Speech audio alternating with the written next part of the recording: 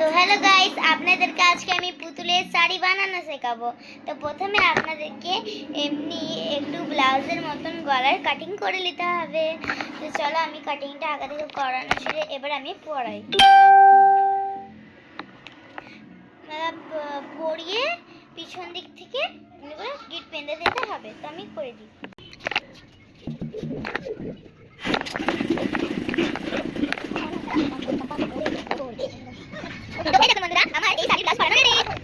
এরপর আমরা বানাবো পুতুলের লেহেঙ্গা।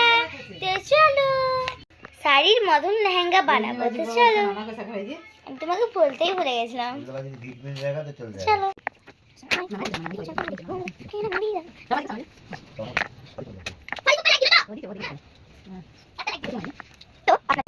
ইজি নর্মালে আপনাদেরকে শেখাচ্ছি কেমন করে পুতুলের লেহেঙ্গা।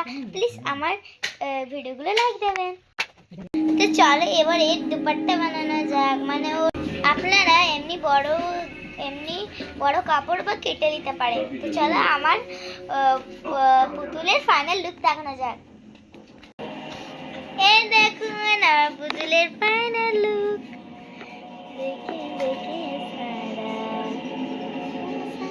এবারে কারণটা বলো কেমন লাগছে আমার ডল।